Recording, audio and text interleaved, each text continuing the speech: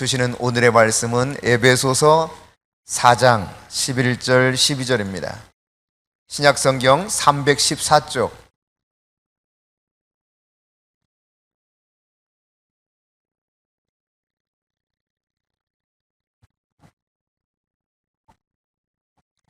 에베소서 4장 11절 12절입니다. 하나님의 말씀을 함께 받도록 읽습니다. 그가 어떤 사람은 사도로, 어떤 사람은 선지자로, 어떤 사람은 복음 전하는 자로, 어떤 사람은 목사와 교사로 삼으셨으니 이는 성도를 온전하게 하여 봉사일을 하게 하며 그리스도의 몸을 세우려 하심이라. 아멘. 우리 한번 다시 한번 읽을까요? 에베소 4장 11절 12절 다시 한번 하나님의 말씀을 받도록 읽습니다. 그가 어떤 사람은 사도로, 어떤 사람은 선지자로, 어떤 사람은 복음 전하는 자로, 어떤 사람은 목사와 교사로 삼으셨으니 이는 성도를 온전하게 하여 봉사일을 하게 하며 그리스도의 몸을 세우려 하심이라. 아멘. 계속해서 우리는 성령에 대해서 목요일 저녁에 함께 살펴보고 있습니다. 성령 체험이란 어떤 것인가에 대해서 함께 살펴보면서 첫 번째 시간은 성령님이 어떤 분이신가에 대해서 우리가 살펴봤었고요. 그리고 두 번째 시간에는 그 예수 그리스도를 믿음으로 말미암아 영접한 자에게 보내주시는 성령님, 곧 우리 안에 내주하시는 성령님에 대해서 우리가 살펴봤습니다. 그 내주하시는 성령님은 믿으면 무조건 우리 안에 들어오신다 그랬죠. 우리를 결코 떠나지 않습니다. 그 내주하시는 성령님을 통해서 우리는 성령의 열매를 맺어가죠. 우리의 삶이 변화를 입어갑니다. 그럼에도 불구하고 완전히 변하지 않는, 정말 그리스도의 성품이 우리 안에서 드러나지 않는 이유는 뭘까?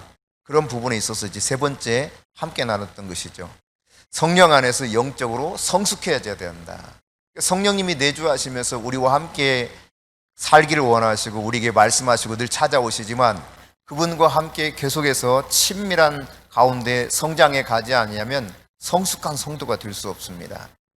자녀의 단계, 아이의 단계, 아이, 자녀, 그리고 청년, 아비의 신앙으로 자라나서 그리스도 그분을 닮아갈 수 있는 성숙한 그리스도인이 되려면 내 안에서 말씀하시고 나를 가르치시고 인도하시는 성령님과 내가 계속 더 가까이 친밀하게 지낼 때 이 성령의 은혜 안에서 영적으로 성숙해진다, 이렇게 말씀 나눈 바가 있습니다. 그런가 하면 여러분, 우리 안에 내주하신 이 성령님과 살아가는 것만으로 우리가 완전한 그리스도인, 온전한 그리스도인으로 살아갈 수 있느냐? 절대 그렇지 않습니다. 내주하시는 성령님과 더불어서 임재하시는 성령님, 나에게 기름 부어 주시는 성령님, 나에게 권능을 주시는, 능력을 주시는 그 성령의 능력으로 무장돼야 된다 그랬어요. 이 성령의 능력으로 무장되지 못하면 영적인 전쟁터에 놓여있는 우리는 사실상 주님이 주시는 힘으로 싸우지를 못하고 내가 어떻게라도 싸워보려고 하기 때문에 거기서 계속 되는 이 전투 속에 쉽게 좌절하고 포기하고 낙심할 수 있게 돼요. 그러나 성령이 주시는 능력으로 무장하게 되면 그분이 주시는 지혜, 권능, 그분이 우리에게 베푸시는 놀라운 은사들을 통해서 원수 마귀와 싸우며 그리스도의 복음을 온전하게 전할 수 있기 때문에 예수님께서도 제자들에게 명령하시기를 너희가 아버지께서 약속하신 것이 너희에게 임하기까지는 이 성에 머물러 있어라. 떠나지 말아라. 다른 말로 표현하면 사역하지 말아라. 이런 이야기였거든요. 그리고 그들이 그 예수님 말씀처럼 마가의 다락방에 모여서 함께 힘을 합쳐 기도했을 때 성령이 임하였습니다. 권능으로 임하셨어요. 그 결과 폭발적으로 이제 복음의 능력 가운데서 이 믿는 자의 수가 늘어나는 사도행전의 부흥의 모습을 보게 되죠. 그런가 하면 이 성령의 능력을 우리가 무장해야 될 뿐만 아니라 내가 그 성령의 능력을 받아서 성령의 능력을 전수해야 된다 그랬습니다. 임파트 해줘야 되는 것이죠. 나만 가지고 있으면 그 다음 사람들은요, 이걸 계속해서 함께 나누어 줄 수 있을 때 나누면 나눌수록 내 안에서는 은혜가 더욱 커지고 그렇게 나누어 줄 때 이제 성령을 알지 못하는 사람들이 성령의 권능을 알아가고 그 임재 안에서 살아가는 능력을 경험하면서 그들도 성령으로 무장된 용사로 변하여 하나님의 뜻대로 사역할 수 있게 된다 그랬습니다. 이제 오늘은 성령 안에서 그러면 사역한다는 것이 무엇인가, 이런 부분에 대해서 여러분과 함께 나누기를 원해요. 여러분, 사실 목사님들 중에서도 이 성령님에 대해서 명확하게 잘 이해하지 못하는 분들도 계십니다. 솔직하게 말씀드리면 저도 과거에 그랬어요.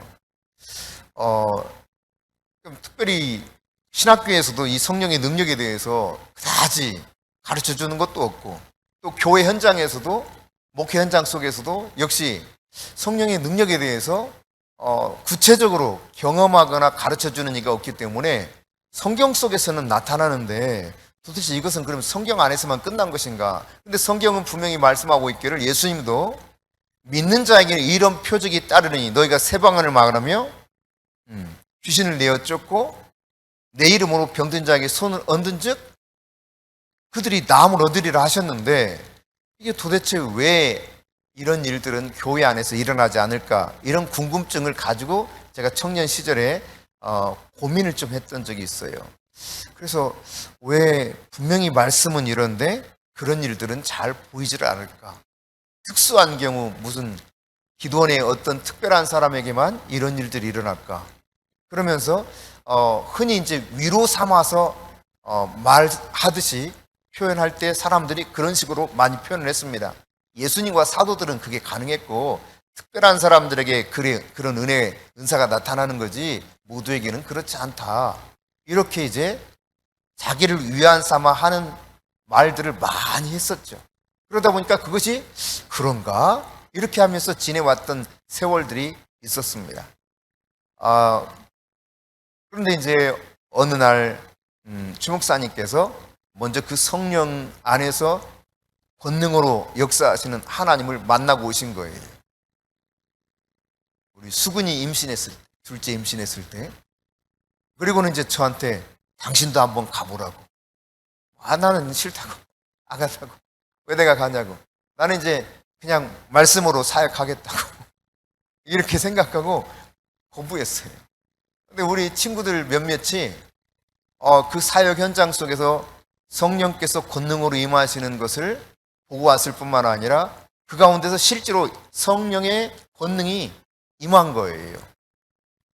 그래서 이제 그들이 야, 너도 한번 가서 좀 성령의 불 좀 받아라, 이렇게 말하기도 하고, 뭐 이런저런 차에 그 다음 해인가? 아니, 그 다음 해, 정확히 이제 기억을 못 하겠네요. 하여튼 뭐 멀지 않은 이런 시간 텀을 두고 저도 그 세미나에 한번 참여하게 됐죠. 그리고 저에게는 아무 일이 일어나지 않았지만 제 눈으로 본 현장이 너무 놀라웠어요. 한 번도 보지 못한 어마어마한 성령의 능력과 그 임재, 이것이 얼마나 강했는지, 정말 아무리 믿지 못하는 사람들도 이거는 부인할 수 없는 성령의 권능이 임하는 거예요. 이렇게 그 당시에는 이런 의자가 아니라 장의자였죠. 장의자. 그것도 목사님들, 전도사님들만 오신 그런 세미나였기 때문에 대부분 그 당시 사모하는 마음이 있었지만 한편 뭐 우리한테는 그런 일이 설마 일어날 수 있겠어? 이런 마음도 가졌던, 잘못된 그 영적인 왜곡된 그런 마음이죠. 오늘 또 이제 잠시 기도할 때 성령님께서 저에게 말씀하신 것 가운데 하나는, 지금도 성도들 가운데는 왜곡된 지식으로 말미암아 성령에 대해서 오해를 하고 있다라고 하는 것을 말씀해 주시더라고요. 근데 이제 저도 역시 그 당시 그랬던 거죠.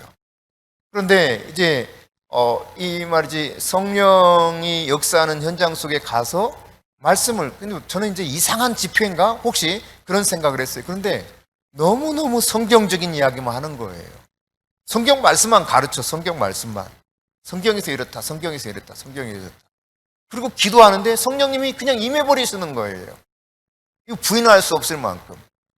그 중에 정말 강력하게 내가 놀랬던 것은 그 폴민 목사님이셨는데 재미교포 폴민 목사님이 이곳에 지금 성령이 오셨다는 거예요. 그 당시에는 제가 그 말이 무슨 의미인지를 도저히 이해를 못했습니다. 지금 이 자리에 성령님이 오셨다라고 하는 것을, 아니 성령님이 계신 건 맞는데 이 자리에 오셨다는 건 무슨 의미일까? 저건 왜 뚱딴지 같은 소리냐? 이런 생각을 했었죠. 성령님이 오셨다는 거예요. 근데 그분이 바람으로 오셨다는 겁니다. 또 저건 또 무슨 소리냐? 물론 성령의 급하고 강한 바람 같은 소리로 사도행전 2장을 보면 성령이 오셨다 그러는데, 아니 저분은 웬 이상한 소리를 하시는 거지? 근데 실컷 잘 성경을 가지고 정말 너무너무 성경적으로 훌륭한 강의를 하셨는데, 소위 말해서 50분 동안 가르치셨어요. 티칭. 너무 훌륭하시더라고요. 너무 성경적이고. 근데 성령이 오셨다는데 바람으로 오셨다니까 내가, 아니 바람으로 오신 건 도대체 뭐야? 처음 들어보는데. 그런데 그 다음 말은 더욱더 저에게 충격이었습니다. 지금 이렇게 앉아 있잖아요. 장의자를 중심으로, 이 중앙을 중심으로, 제가 보기에 이 오른편에 왔다는 거예요. 지금 성령께서 바람으로 이곳에 임하셨습니다. 저건 또 뭐야? 제가 이렇게 점점 퀘스천이 막 많아가는 거예요. 지금 이 자리에 성령은 바람 오셨습니다. 딱 한 3번 정도 이렇게 하는데요. 놀라운 일이 벌어진 거야. 뒷자리에, 저쪽 반대편 뒷자리에 앉았거든요. 반대편. 제가 거기 반대편에 있었으니까 이게 다 보고 있는 거지. 그런데요, 빽빽하게 앉아있는 이 목사님, 전도사님들이 장의자에 앉아있는데 일시에 팍 쓰러져 버리는 거예요. 일시에. 이건 또 도대체 뭐냐? 이러면서 다시 이제 축사 사역에 대해서 성경을 가르치기 시작하는 거예요. 그 다음 시간에는 티칭을. 축사 사역에 대해서 쭉 성경적인 축사 사역이 왜 이것이 성경적이며 오늘날 왜 이것이 필요한가에 대해서 계속 성경을 가르치더라고요. 교환도 딱 주고 티칭 사역 하시는 거야. 그리고는 같이 또 그렇게 해보래. 실제로 어둠의 영이 떠나간다고. 그런데 정말 그렇게 되는 거예요. 해보지도 않았던 사람들이 거기 수두룩한데, 와, 이거는 정말 부인할 수 없는 성령의 역사. 그리고 제가 그 당시 이제 농내장을 알았습니다. 농내장이 심해가지고요. 젊은 날이었는데 아마 그때가 30대 후반이었으니까 한 36? 뭐 대략 그 정도 됐을 거예요. 한 4년, 5년 이 무렵이니까 정확히 지금 계산을 못하겠네요. 하여튼 뭐 30대 후반이에요. 젊은 나이에요. 근데 농내장이 와가지고 눈이 너무 안 좋은 거야. 막 토끼 눈이야, 토끼 눈. 오후 12시만 되면 벌써 여기가 빨갛게 양쪽이 그래요. 그럼 몰랐죠. 왜 그런지. 너무 눈알이 아프고. 그러던 차에 우연히 병원에 가서 안과에 들렀다가 농내장이라는 사실을 깨달았는데 너무 늦게 왔다고. 왜 이제 왔냐고. 이런 이야기를 듣게 된 겁니다. 이제 그러던 차였기 때문에 뭐 수술도 하고 레이저로, 그 당시 농내장 최고의 권위자가 그 병원에 있어서 그분에게 제가 수술도 받고 뭐 그랬는데 차도가 없어요. 뭐 약을 집어넣는데 너무 고통스러워. 늘 점심때만 되면 벌써 눈이 너무 아파. 안압이 너무 올라가 있는 상태고 너무 고통스러워요. 그 농내장으로 그 당시 저와 함께 공부했던 우리 동기 목사님이죠. 그 당시는 전도사님이죠. 이분이 서울대를 졸업하고 서울대 대학원을 하고 그때 당시는 럭키금성 연구원으로 있었어요. 그런데 이분이 농내장으로 시력을 잃어버렸어. 양쪽 양안 다 완전히 못 보게 된 거예요. 그리고 난 이후에 신대원에 들어오신 분이 계셨거든요. 우리 동기 중에. 그분이 뻗뜩 생각나는 거예요. 겁이 덜컥 나고. 이러다 나도 이제 진짜 못 볼 수도 있겠구나. 그러던 차였기 때문에 이런 놀라운 성령의 권능과 임재가 역사하는 장면에서 내가 그 강사 목사님께 정말 기도 한번 받고 싶은 마음이 있었어요.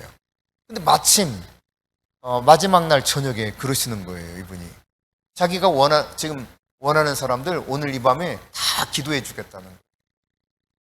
그래서 정말 잘 됐다 싶어가지고 강단 앞으로 나오라 해서 나가서 기다리고 있었죠. 근데 이분이 말이지 한 대여섯 사람 해주더니 몸이 너무 지쳐가지고 못하겠다는 거예요. 그리고 죄송한데 갈 테니까 당신들이 알아서 기도하고 있으라. 그리고 가버렸어. 너무나 서운하더라고. 내가 저분한테 기도를 받으면 진짜 나을 것 같은데 그냥 가신 거야. 기회가 눈앞에 사라지는 느낌. 나는 이건 뭐냐? 이러고 그냥 너무 망연자실해가지고 강단 위에서 가만히 그렇게 그냥 눈 감고 멍하니 있었어요. 그런데 상당히 양수리 수양관이었기 때문에 꽤 큰 곳이었거든요. 저쪽 반대편에서 뚜벅뚜벅 몇 분이 오셔요. 아마 6명, 7명 정도 오셨을 거예요. 근데 오시더니 저 앞에 딱 오시더니 자기들은 스텝으로 섬기는 목사님들이래요. 그런데 성령님께서 저에게 가서 기도를 해주라고 그랬대. 그러시냐고. 괜찮냐고. 뭐 기도해 주시라고. 안수해도 되냐고. 물론 안수해도 된다고. 근데 사실상 기대가 없었어요. 왜? 나는 폴민 목사님의 안수를 받고 싶었는데 이분들은 뭐야? 이랬기 때문에요. 근데 그분 중에서 이제 오셨던 분 중에서 리더이신 목사님이 저에게 몇 가지 질문하고 기도하기 시작했어요. 안수하는데 막 기도하다가 이러시더라고요. 그러니까 이게 근데 제가 잘은 몰라도 이거를 일부러 막 때리는 게 아니라 하나님이 뭔가 하시는구나 그런 느낌은 들었죠. 그러다가 막 손이 막 저절로 점점 눈으로 내려와. 그럼 눈을 막 한동안 해요. 그렇게 아마 10분 이상 기도했을 거예요. 그리고 나서 그분이 기도를 마치더니 근데 혹시 눈이 아프세요? 그래요. 내가 네 맞습니다. 눈이 아픕니다. 녹내장입니다. 그래서 그랬구나. 성령님이 믿음대로 될지어다. 그러더라고. 그래서 내가 그 말에 목사니까 아멘을 했지. 아멘. 근데 이게 아이러니가요. 내가 입으로는 아멘을 하는데 이 마음 안에서는 진짜 믿어지질 않는 거야. 여러분도 아마 그런 경험할 거예요. 어떤 말씀이 선포되고 하나님이 지금 이 자리에서 우리 가운데 임재하셔서 역사하실 때 아멘은 해, 입으로는. 그런데 이 마음 안에서는 이게 받아들여지질 않아. 제가 그랬어요, 제가. 그래서 아무 일도 안 일어났어. 그곳에서. 난 아무것도 경험하지 못하고 그냥 눈으로 보고만 왔어요. 그러나 그 이후에 하나님께서 놀랍게 역사하셨죠. 더 이상 병원 가지 않도록 은혜를 베풀어 주셨고, 제가 기도 그냥 아주 단순한 기도인데 지지난 시간에 여러분과 나눴던 것처럼 맹장 수술했다가 수술이 잘못돼서 복막염이 됐던 어린아이 6살짜리 어린아이가 다시 재수술을 해야 되는, 그것도 위험한, 그 당시 의술이 발달하지 않았기 때문에 굉장히 위험한 복막염 수술을 해야 되는데 아이한테 그냥 배에 손 올리고 기도해 주는데 이거는 정말 내가 부인할 수 없을 만큼, 내가 직접 확실하게 알 만큼, 너무 강력하게 알 만큼 성령이 막 이 아이 속으로 들어가는, 제 손을 통해서 들어가는 걸 너무 확실하게 느낀 거예요. 그 이후에 놀라운 일이 일어났죠. 그 아이는 수술이 없이 다음날 사진을 찍어보니까 완벽하게 나은 상태였어요. 자, 이런 일들이 있었는데, 그런 그 과정 속을 살펴보면 저는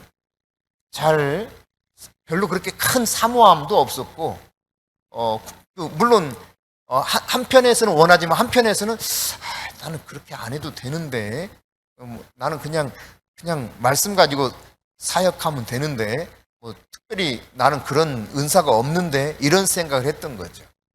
네. 어떤 목사님의 가정에 가끔씩 한 자매가 찾아옵니다. 그런데 이 자매가 찾아오거나 혹은 전화가 오면 그 무렵 어떤 일이 꼭 그 가정에 있었냐면 목사님의 자녀들 중에 한 사람이 아픈 거예요. 아프기만 하면 혹은 막 아파하길 무렵쯤 되면 이 자매님이 찾아오거나 전화가 오는 거야. 그리고 나서는 혹시 자녀들 가운데 누구가 아프지 않냐 묻고, 그렇다고 그러면 내가 기도해도 괜찮겠느냐? 목사님 가정에 이 평신도 자매가 말이죠. 내가 기도해줘도 괜찮겠느냐? 묻습니다. 그냥 기도해 준다는데 거부할 이유는 없잖아요. 근데 이 당시 목사님은 성령이 능력으로 역사하는 걸 못 믿었어요. 지금도 이런 분들이 많이 계십니다. 못 믿었어요. 못 믿었는데 이분이 자매님이 방언으로 막 기도하는 거예요. 그러니까 약간의 거부 반응은 있지만 기도하는데 어쩔 수 없어서 그냥 겸연쩍게 기다린 거죠. 근데 놀랍게 이 자매가 그렇게 기도하고 가고 나면 두세 시간 뒤에 나와버려.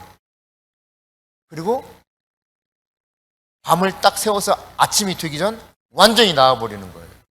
근데 이것이 한 번이 아니라 패턴이 계속되는 거예요. 이 패턴이. 그러면서 이제 나중에는 자녀가 아프면 그 자매가 틀림없이 찾아오겠다. 그러면 띵통 초인종을 눌러. 찾아와가지고 또 동일하게 그렇게 방언으로 막 기도를 해. 그리고 가고 나면은 아이가 또 나아. 이게요, 무려 40차례 정도 됐다는 거예요. 이 목사님 가정은 아직 이 사실에 대해서 잘 받아들이지 못하고 있는 상태임에도 불구하고, 그러면서 물론 이분은 세계적인 거장 중에 하나가 되어 있습니다. 지금은. 근데 당시에는 전혀 몰랐던 거예요. 그러니까 우리가 성령에 대해서 왜곡된 지식을 가지고 가르침을 받거나 계속 잘못된 전통 속에 내려왔을 때는 성경에서 말씀하고 계시는 성령 하나님에 대해서 잘못 이해하게 됩니다. 그분의 은혜와 능력을 제대로 누리지 못하고 살아가게 됩니다. 그러나 성령님은 오늘 이 시대에도 살아서 역사하시는 분이 할렐루야.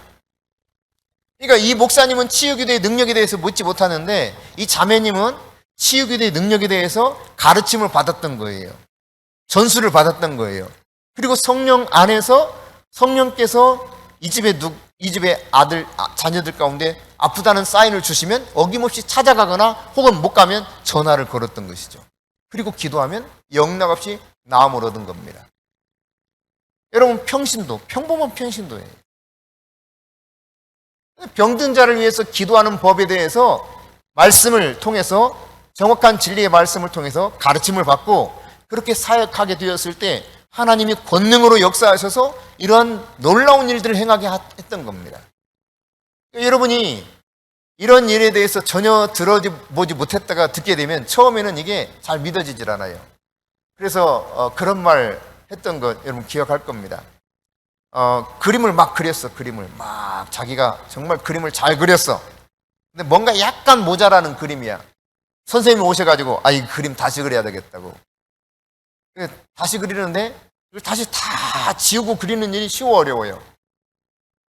이걸 이미 그린 그림 지우고 그린다고 하는 것은 이거 어리석을 만큼 힘든 일이죠.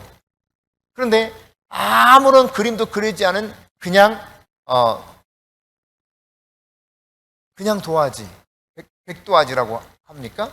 네, 그냥 흰 여백이 그냥 다 남아있는 이런 도화지의 그림을 그리게 되면 훨씬 수월하게 그려져요. 그러니까 우리가 이게 무슨 말이냐면 잘못된 믿음 체계가 세워져 있는 사람들은, 잘못된 진리 체계가 서 있는 사람들은 이거를 다시 뜯어내고 고치는데 상당히 힘들어요. 그래서 성령에 대해서 말씀이 성경 안에서 가르치는 것을 가르쳐도 받아들이지 못하는 경우가 많습니다. 왜? 왜곡된 진리가 이미 자리하고 있기 때문에. 그러니까 아무리 진리인 말씀을 가지고 가르쳐도 이 안에서 받아들이지 못해서 튕겨내요. 자꾸. 그거 내가 지금까지 들어왔던 건 아니었는데, 아닌데 이래요. 그러나 완전 생짜배기 이런 경우에서는 가르쳐주는 대로 그대로 받아들이기 때문에 그냥 거기에 아주 잘 믿음이, 진리가 제대로 세워지게 되는 이런 일들을 우리가 보게 되는 거죠. 그래서 모태신앙이었던 이영애 자매, 당시 최송화 자매, 이런 경우는 참 힘들어했어요. 그렇지만 한 번도 교회를 다녀보지 않았던 그 당시 최성주 자매, 가르쳐주는 대로 다 스펀지처럼 빨아들이니까 너무 쉽게 이 진리의 체계가 세워지면서 이 영적인 세계가 빨리 열리게 된 거예요. 그러니까 우리가 이 성령의 능력에 대해서 왜곡된 진리를 가지고 있으면 하나님이 우리를 통해서 하시고자 하는 일에 많이 제한을 받게 됩니다.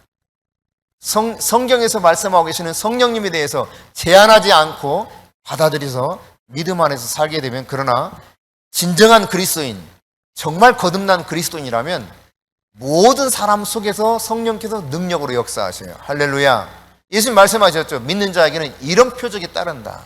분명히 말씀하셨습니다. 오늘도 살아계신 성령님은 그 안에서 역사하고 계시죠. 히브리서 말씀을 통해서도 어제나 오늘이나 영원토록 예수 그리스도는 어떠시다? 동일하시다. 그 동일하신 예수님, 동일하신 성령님이 과거, 구약시대, 그리고 예수님 시대 넘어서 사실 우리에게 있어서는 요엘서 2장 28절에 예언된 말씀이 이미 마가의 성령 다락방에 임하여서 그 예언이 성취된 이후로 성령의 역사는 놀라울 정도입니다. 놀라울 정도예요. 물론 지금 우리 한국, 대한민국에서도 이 성령에 대해서 저희들이 초창기 성령 사역했을 때에 비하면 너무 많은 사람들이 이제는 열려 있어요. 그리고 성령께서 그렇게 역사하는 모습들을 아주 많이 볼 수 있습니다. 정말 많아졌어요. 하지만 한 약 17, 8년 전 이때만 하더라도 그렇게 흔치 않았고 도리어 성령으로 역사하시는 하나님에 대해서 말씀을 선포하고 사역하게 되면 핍박하는 경향들이 많이 있었습니다. 자, 여러분, 오늘 이제 우리가 하나님이 우리에게 능력을 입히시기 원하시고 이것을 통해서 이루고자 하는 목적이 있다는 사실을 깨달아야 됩니다. 여러분, 왜 성령의 능력을 우리에게 주시기 원하는가? 능력을 주시는 것, 능력을 받는 것을 좋다 느끼고 있으라는 겁니까? 아닙니다, 여러분. 자, 디모데전서 4장 6절을 보십시다. 같이 읽습니다. 내가 이것으로 형제를 깨우치면 그리스도 예수의 좋은 일꾼이 되어 믿음의 말씀과 내가 따르는 좋은 교훈으로 양육을 받으리라. 아멘. 여러분, 하나님께서 말씀하신 내용들을 보면은 우리가 선한 일꾼 되게 하기 위해서 하나님의 능력을 부어주신다는 거예요. 오늘 우리가 읽었던 본문의 말씀 속에 보면은 능력으로 사역한다는 것이 무엇인가를 깨우쳐주는 말씀이 기록되어 있습니다. 사도 바울이 에베소 교회에 편지할 때 이 성령의 은사, 능력에 관해서 이 부분에 대해서 언급하고 있는 거거든요. 고린도전서 12장과 로마서 12장 그리고 에베소 4장이 바로 성령의 은사, 능력에 대해서 말씀하고 있는 부분인데 에베소서에 나타나는 부분은 방금 읽었던 본문의 말씀이에요. 여기 보니까 어떤 사람은 사도로, 어떤 사람은 선자로, 어떤 사람은 복음 전하는 자로, 어떤 사람은 목사와 교사로 삼으셨다는 겁니다. 그러니까 성령께서 능력으로 그렇게 임하셔서 각각의 은사들이 적절하게 수행될 수 있는 직분을 주셨는데 왜 그랬느냐? 이유를 말씀하고 있죠. 이 말은 헬라어 키라고 하는 단어에서 키. 왜냐하면 그런 뜻입니다. 왜냐하면 왜 하나님께서 이렇게 소위 오중직임이라고 하는 이 직분을 맡은 사람들에게 은사를 주어서 주어진 은사를 통해서 사역하게 하였느냐 하면 그런 뜻이에요.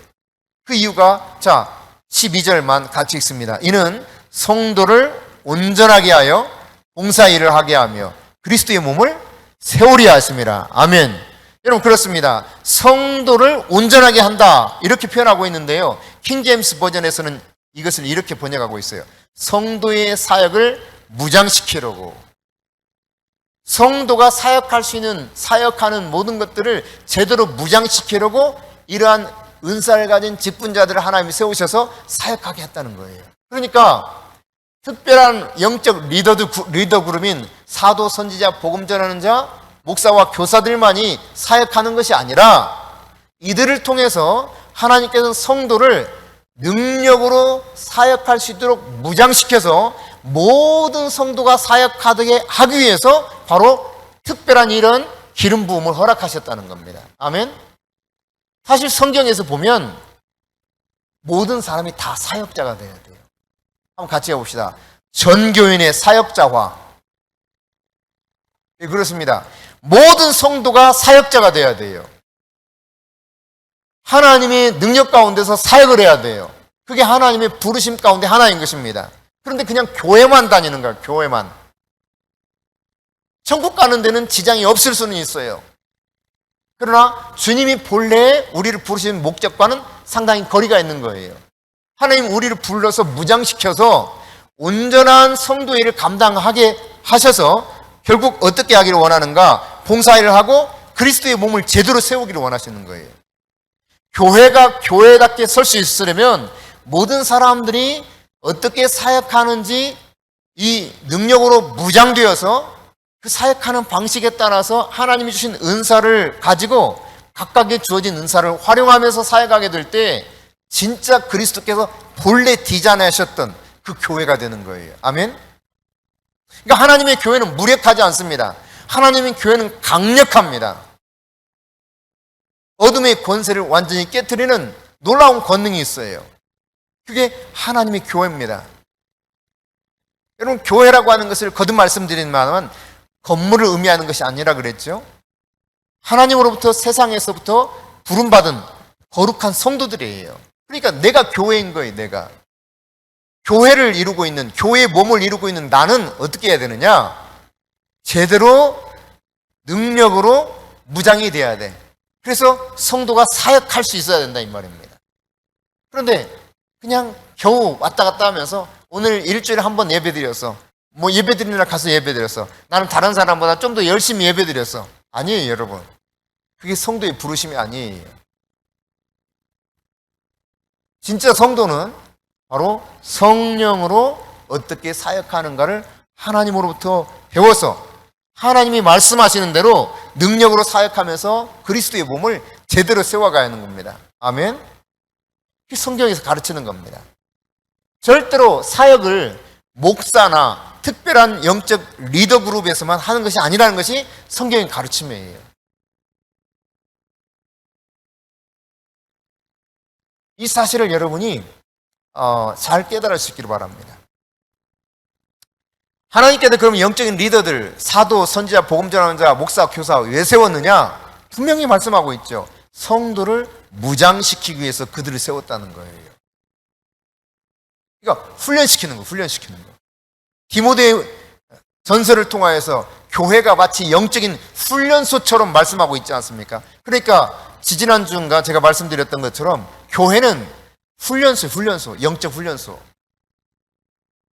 단순히 예배 한번 드리고 가는 그런 장소가 아니라 영적인 원리가 무엇이고 그 영적인 원리에 따라서 어떻게 사역하는가 이것을 배워서 훈련해가지고 그것을 그렇게 무장되어서 나가서 이 사역을 하게 될 사람들을 길러내는 이 훈련소 같은 것이, 영적인 훈련소 같은 것이 바로 교회란 말이죠.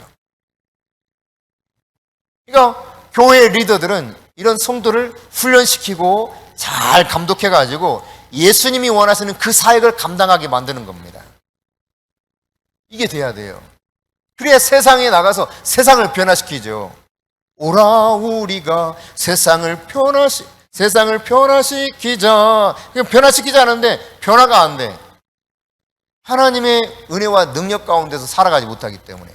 그러니까 성령의 내주하시는 그 은혜 속에서 내가 성숙해지고 임재하시는 성령의 권능 가운데서 내가 능력으로 무장되어서 하나님의 일들을 감당해야 세상 가운데 어둠을 물리치고 그 모든 어둠의 세력들이 떠나가면서 빛이 드러나게 만드는 빛의 자녀의 역할을 감당할 텐데 내주하시는 성령님과도 교통을 안 해. 그냥 잠깐 안녕하세요 하고 끝이야. 그리고 임재하시는 성령님, 능력으로 역사하시는 성령님에 대해서는 문외한이야. 그러니 여러분 어떻게 그리스도인이 세상을 변화시키겠어요? 껍데기만 그리스도인인 거예요. 정작 하나님의 말씀 안에서 진짜 제대로 변화된 그리스도인들이 있다면, 입법, 사법, 행정부에 그런 사람들이 있다면 이 땅은 어마어마하게 변화가 있었을 겁니다. 한때는 통계적으로요, 국회의 40 몇 %가 크리스찬이라 그랬어요. 근데 왜 그렇게 엉망진창입니까? 청와대에는 그리스도인이 없습니까? 왜 그렇게 고집을 부립니까?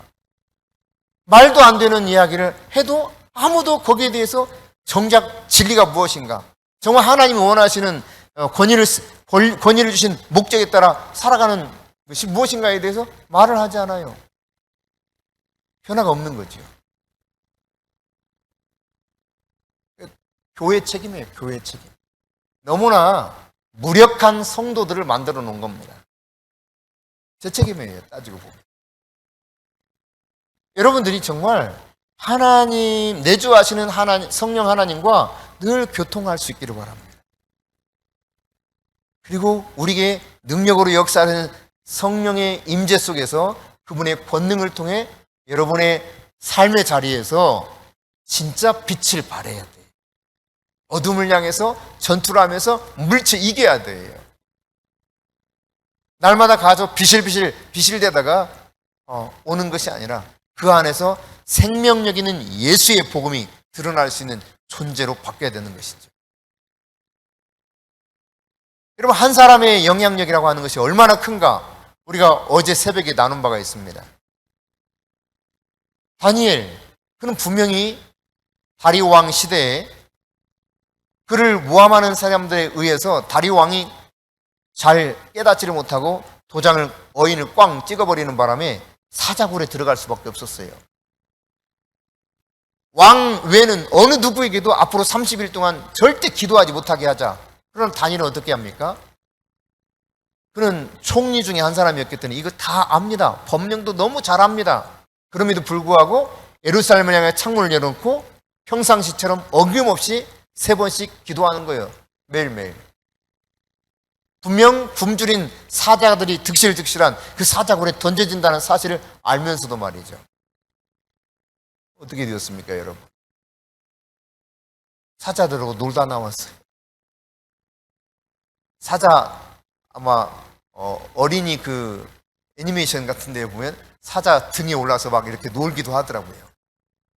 사자들하고 뒹굴어 놀고, 그러다가 다리오 왕이 그냥 새벽 동 트자마자 찾아와가지고 흐느끼는 소리로 다니엘아, 네 안에서 살아계신 하나님을 믿는 다니엘아, 너 혹시 안 죽었냐? 살아있으면 끄집어내고 그 이후에 어떻게 했습니까? 법령을 완전히 바꿔버리죠. 그 나라 전체가 살아계신 하나님을 두려워하고 떨나르고 이 다리오 왕이 온 나라에 공포합니다. 한 사람이 죄를 믿는 이 믿음 때문에.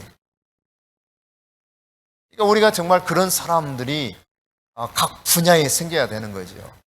경제, 교육, 정치, 예술, 스포츠, 방송, 미디어,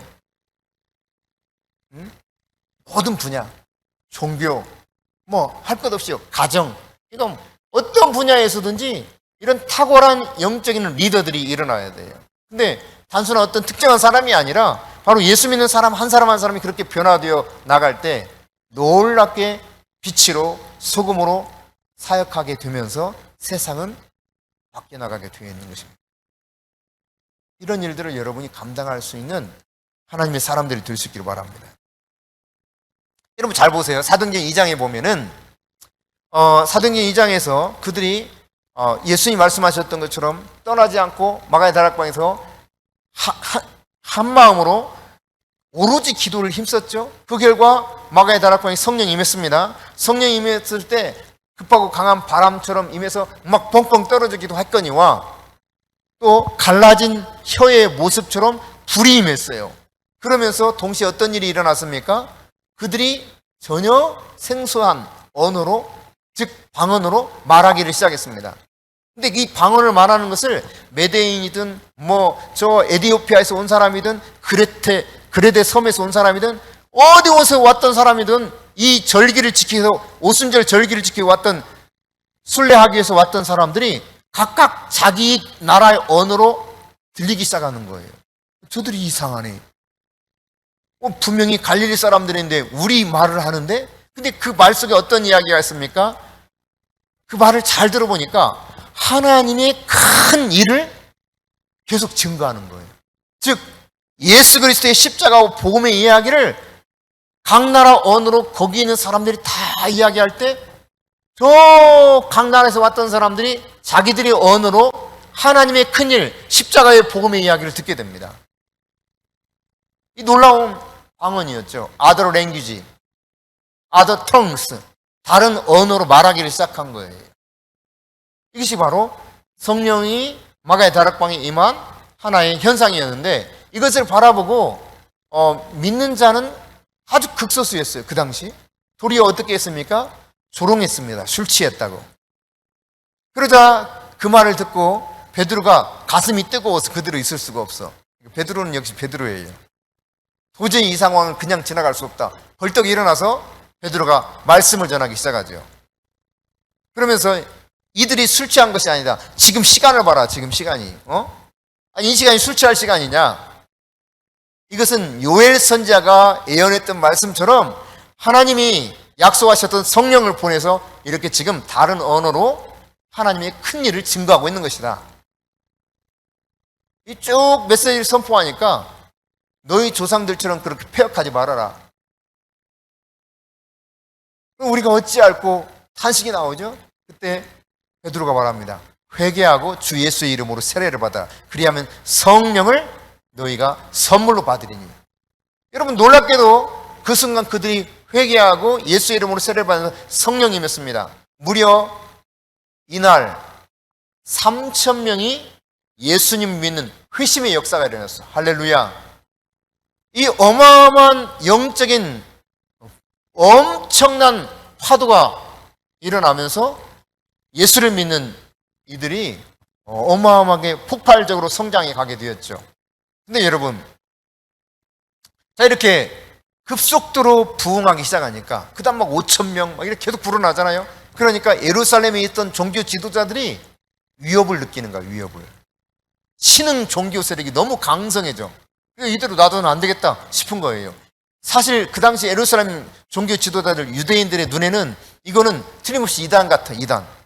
사이비 이단이 나타난 거야.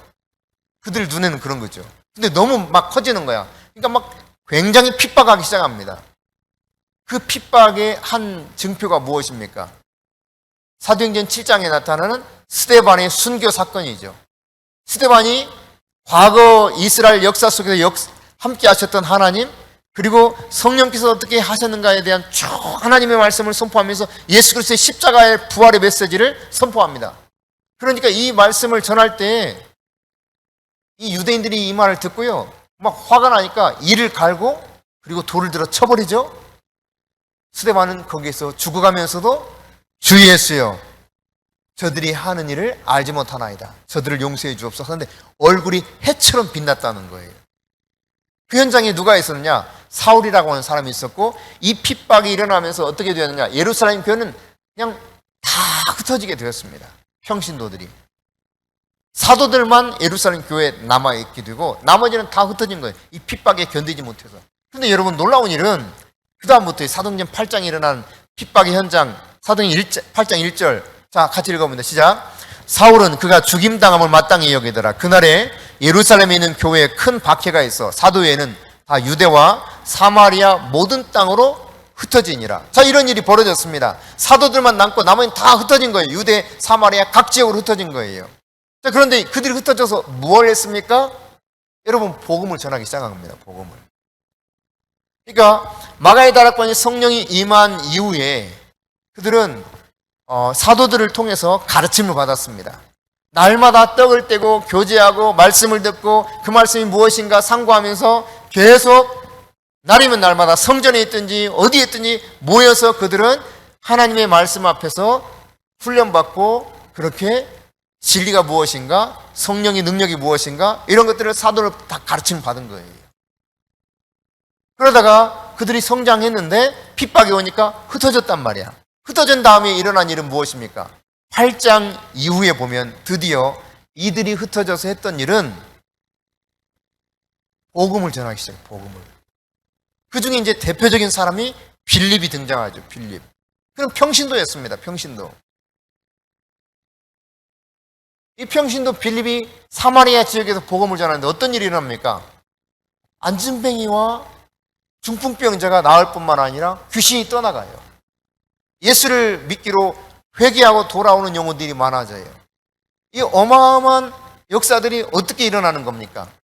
그들 아주 단순한 평신도였어요.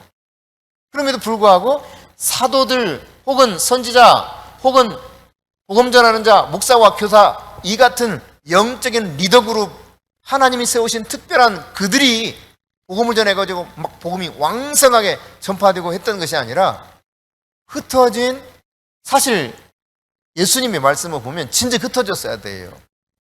사도행전 1장 8절에 예수님 말씀하셨죠.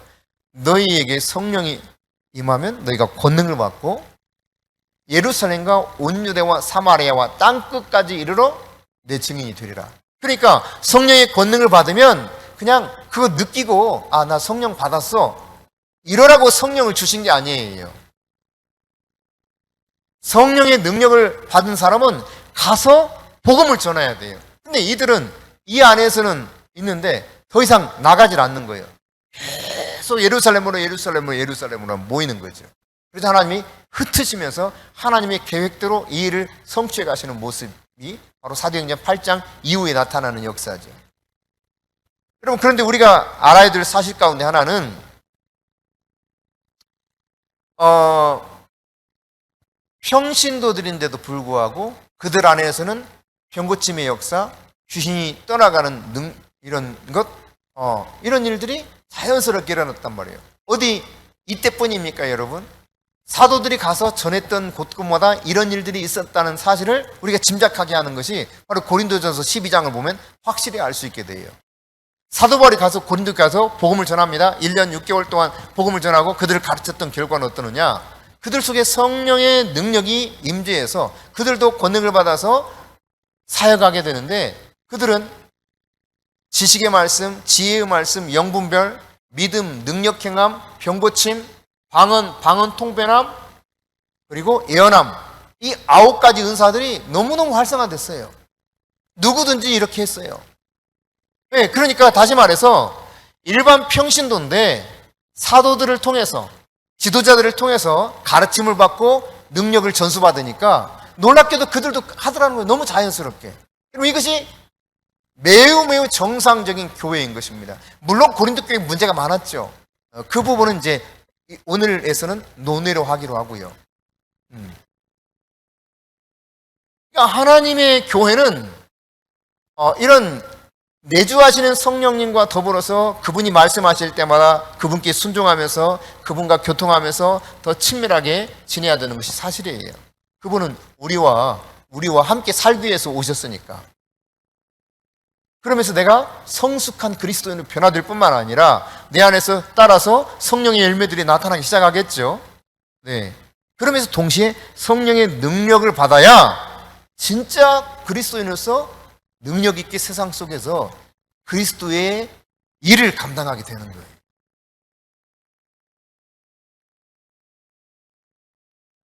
그러면 여러분 정리해 봅시다. 자, 사도행전 2장에서 사도들이 어떤 일을 했는가?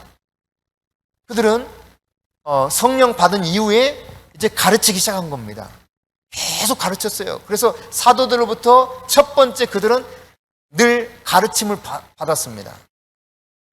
모여서 떡을 떼고 가르침을 받고 떡을 떼고 교제하고 이런 일들이 계속 있었다고 말하고 있죠. 그러니까 늘 사도들은 가르쳤어요. 평신도들을 향해서 이것이 하나님이 예수님이 말씀하신 진리입니다. 그 진리 안에서 어떻게 사역하는가 이런 것들을 다 가르친 겁니다.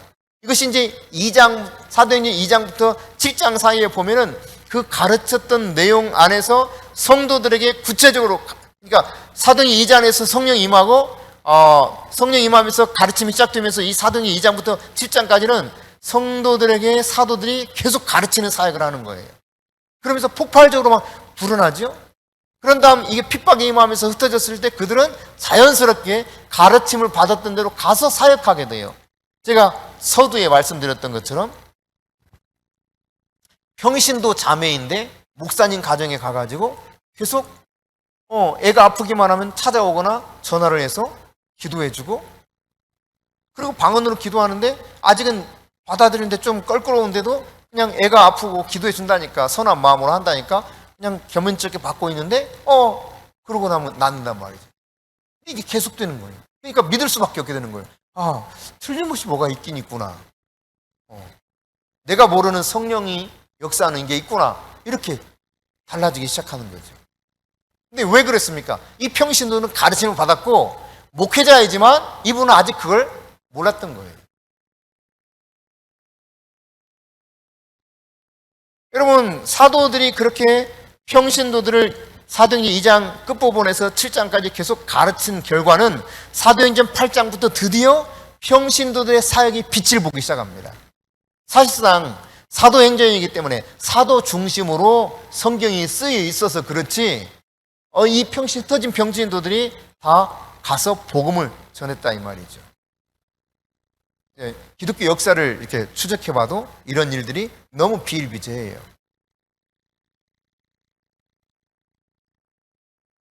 여러분, 우리가 정말 주님이 원하시는 대로 능력을 받아서 사역하고자 하는 마음을 있고 어떠한 대가를 기꺼이 치르고라도 내가 주님 뜻대로 살겠다라고 하는 자세가 바로 서 있으면 성령님은 누구에게서든지 이와 동일하게 역사하셔서 자신의 일을 드러내실 것입니다. 그러니까 원래는 온 세계가 하나에서 하나, 하나님의 나라에서 하나님의 나라, 하나님이 창조하신 나라였어요. 그러니까 어둠이 없는 세상이었어요. 그런데 우리가 성경에서 볼 수 있는 것처럼 에스겔서 28장이나 이사야 14장에 나타난 것처럼 어둠의 세력 가운데 천사들이 3분의 1이 반란을 일으킵니다. 그래서 결국은 이 반란을 일으킨 대장 천사가 자신들을 따랐던 3분의 1 천사들과 더불어서 하늘에서 땅으로 쫓겨나게 되죠. 그러면서 이 땅에 두 나라가 생기는 거예요. 두 나라. 하나님의 나라와 사탄의 나라가 생기는 거예요. 지금 그런 공존하는 세상 가운데 우리는 살고 있는 것입니다. 다시 말하면 영적으로 보면 아주 치열하게 전쟁이 일어나는 곳에 살고 있는 거예요. 물론 이 어둠이 아주 강력했었는데 지금은 어떤 상태냐? 치명상을 받았어요. 사탄의 나라에. 무엇 때문에? 예수님이 십자가에 죽으신 사건으로 인해서. 이것이 이제 창세기 3장 15절에 원시복음에 나타난 이야기이기도 하지요. 원수는 발꿈치를 물었으나 그러나 여자의 아들로 태어난 그는 이 뱀의 후손의 머리를 깨트려 버렸잖아요. 이것처럼 사탄이 가지고 있었던 권세, 이거를 무력화시키는 어마어마한 일이 바로 십자가와 부활 사건을 통해서 이루어지게 되죠. 따라서 지금 이 두 나라가 공존하지만 예수님이 오실 때부터 어떤 일이 일어나니 예수님이 이렇게 말씀하셨어요. 마태복음 4장에 하나님의 나라가 가까이 왔느니라. 여러분 기억하시죠? 예수님 선포하셨던 말씀. 하나님 나라가 가까이 왔느니라. 그리고 나서 이제 하나님의 나라가 임하는 일들에 대해서 예수님이 조금씩 사역하게 되고 그리고 십자가에 죽으시고 부활하심으로 말미암아 원수가 가지고 있었던 권세가 완전히 무력화되었다는 것을 골로새서에서도 말씀하고 있죠. 예. 그러나 아직 완전한 하나님의 나라가 이 땅에 세워진 건 아니에요. 아직도 두 나라가 공존합니다. 그래서 성경은 뭐라고 말하느냐? 에베소서 2장 2절에 보면 사탄이 이 세상의 통치자라고 말하고 있습니다. 그런가 하면 고린도후서 4장 4절에서는 이 세상의 신이 누구냐? 사탄이라는 거예요. 이 세상 신이 아직도 사람들의 마음을 혼미하게 해서 제대로 믿지 못하게 만드는 거예요. 뿐만 아니라 요한일서 5장 19절에 보면 온 세상이 악한 자의 손에 지금 있다는 것입니다. 그러니까 이 세상은 아직도 어둠의 세력에 쥐어져 있는 거죠. 치명상을 입었지만 아주 발악을 하고 있는 거예요.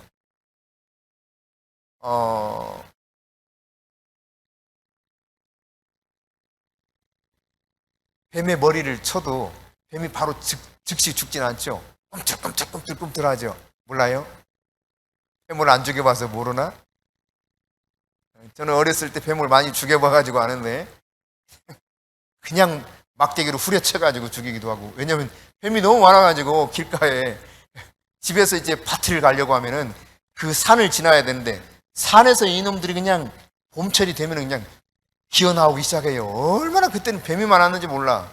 모르고 가다가 풀 사이에 이렇게 밟으면 어이구 미끈덩해가지고 보면 뱀이 그냥 소름 끼치죠 막. 그 뒤부터는 이제 그쪽에 지나가게 되면 돌을 들고 있거나 막대기를 하나 들고 가 이제. 그냥 하야 아니면 그 사이를 건너뛰면서 막 다니던가 뭐 이랬던 기억이 나는데 즉시로 죽지는 않잖아요. 힘 있는 놈일수록. 그렇죠? 머리에 치명상을 입었지만 아직은 꿈틀거리고 있단 말이에요. 그럼 완전히 이 세력이 사라지고 완전한 하나님의 나라가 이 땅에 임하는 때는 언제입니까? 예수님이 재림하실 때. 그래서 예수님이 말씀하신 겁니다. 예수님이 뭐라고 했느냐? 하나님의 뜻이 이 땅에 이루어지기 위해서 기도하라는 거예요. 너희 이렇게 기도하라 그러면서 하늘에 계신 우리 아버지 이름이 거룩히 여김을 받으시오며 나라가 임하옵시며 하나님의 나라가 이곳에 임하기를 기도하라는 거예요. 하나님의 뜻이 하늘에서 이루어진 것처럼 이 땅에서 이루어지기를 기도하라는 것입니다. 왜 이 기도가 필요하겠습니까? 만일 더 이상 하나님의 나라가 그 사탄이 완전히 제거돼 버리고 어둠이 없다면 이런 기도가 필요해요, 필요하지 않아요? 필요치 않죠. 지금은 영적 전쟁 속에 있는 거예요. 하나님의 나라와 사탄의 나라 속에서 치열한 전쟁이 일어나고 있는 것입니다. 예수님 믿는다고 하는 것은 내가 영적 군사로 부름을 받은 거예요. 따라서 전쟁터에 나가게 되는 것입니다. 그러므로 영적인 원리를 알지 못하면 이 전쟁을 제대로 감당할 수 있겠어요? 안 되는 거죠. 영적인 원리를 성경을 통해서 제대로 깨닫고 하나님 말씀과 원리에 따라 우리가 무장할 때 영적 전투에서 승리할 수 있게 되는 거예요.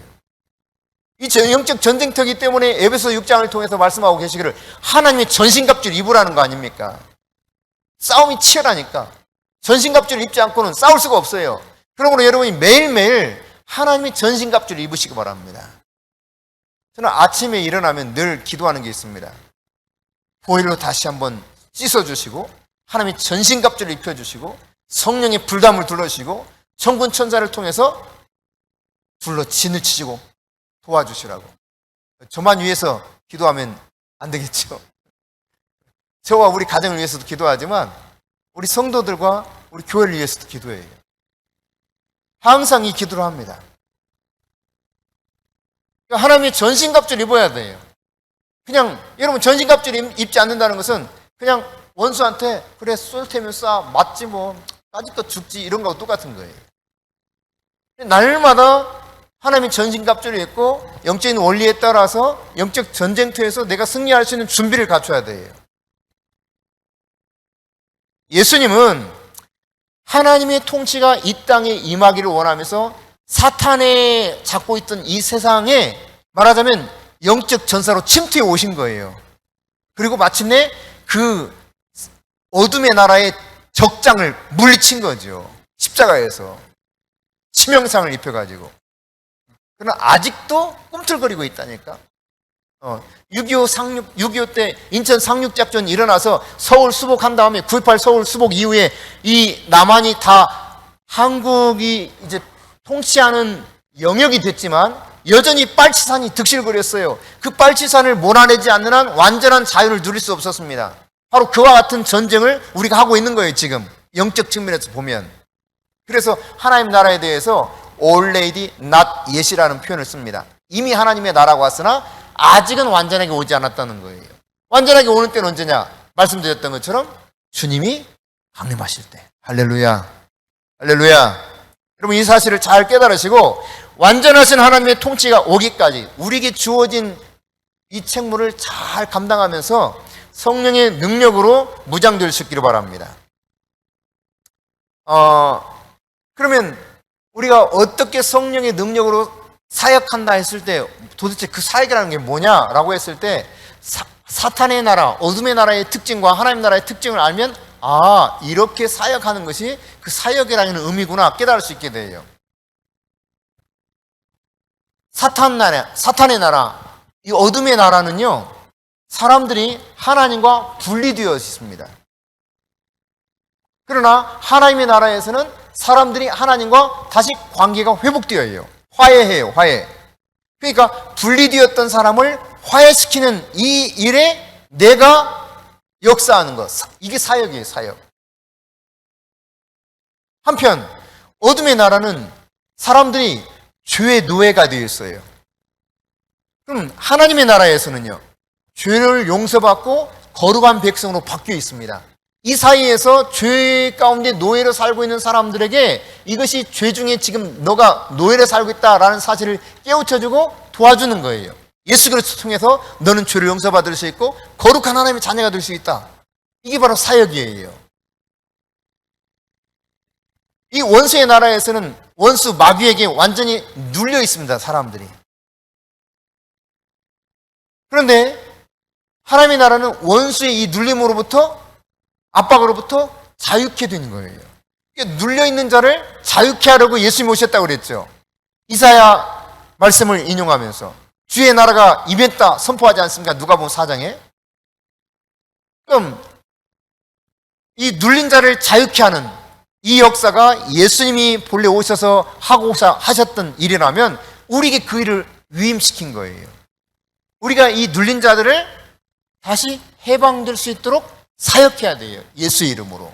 성령의 권능을 받아서. 아멘. 여러분, 어둠의 나라에 묶여있는 사람들은 서로 관계가 파괴되어 있어요. 그래서 제대로 관계를 이루지 못합니다. 늘 아귀다툼이 있습니다. 그러나 하나님의 나라에서는 이 관계가 회복돼요. 사람들과 관계가. 여러분 보세요. 믿지 않는 사람과 믿는 사람들의 특징 가운데 하나는 뭐냐면 인종이 달라. 처음 봐. 뭐 하던 사람인지도 몰라. 근데 예수 믿는 사람이라는 거 확실하게 알면 금방 친해져. 금방 마음을 싹 열어버려. 맞아요, 틀려요? 그렇죠? 그냥 금세 형제님, 자매님 돼버려. 아니 언제 형제였다고. 예수의 피를 나눈 이 사실 안에서 그게 너무너무 자연스러워. 그러나 여러분, 믿지 않는 사람들 속에서는 이 관계가 쉽지 않아요. 근데 간혹 쉬워지는 것처럼 착각을 일으키는 사건들이 있어요. 그게 뭐냐면 술 취하면 그래. 술 취하면 너 나 없어. 아이고 다 우리야. 내가 취해봐서 알아요. 과거에 그냥 그때는 다 간쓸게 다 빼줄 것 같아요. 사람들이 다 그렇게 돼. 술 취하면 아이고 내가 살게. 아니야 내가 살게. 2차 3차 좋다 이거야. 그냥 밤새도록 부어라 마셔라. 야.